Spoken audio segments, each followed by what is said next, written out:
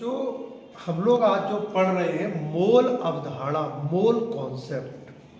अब एक मोल क्या होता है इसको हम लोग समझते हैं। जिस प्रकार अगर हम मार्केट में जाते हैं तो केला खरीदते हैं तो हम कहते हैं कि हमें 1 दर्जन केला दे दो। तो मतलब क्या हुआ, 1 दर्जन में 12 केले होते हैं, या कोई भी चीज़ 1 दर्जन है उसमें 12 वस्तुएं होती हैं।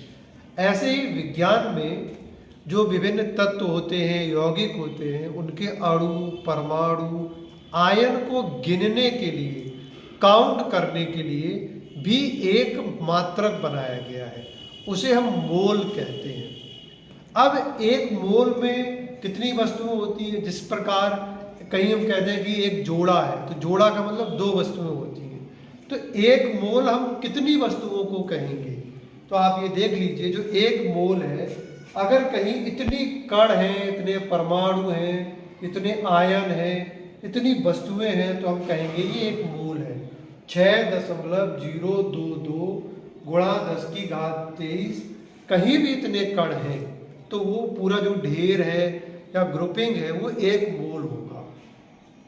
और आसान भाषा में समझते हैं कि किसी पदार्थ के परमाणु भार के बराबर जो वजन है उसमें जो परमाणुओं की संख्या होगी उसे हम एक मोल कहेंगे। उदाहरण के लिए कार्बन का जो परमाणु भार है वो 12 होता है।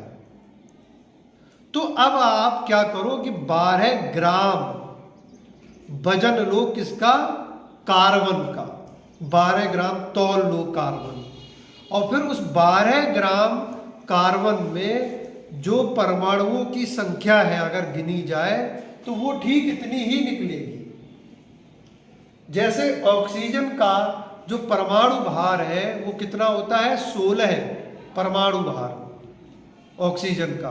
तो अगर ऑक्सीजन का हम 16 ग्राम वजन तौले तराजू में, 16 ग्राम वजन किसी चीज में भर के, तो 16 ग्राम ऑक्सीजन में जो परमाणुओं की संख्या होगी वो 1 मोल होगी। 6.022 गुणा 10⁻23।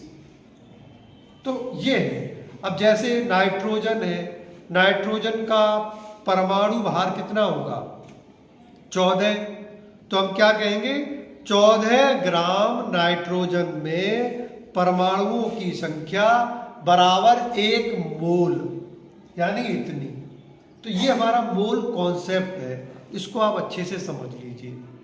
Thank you.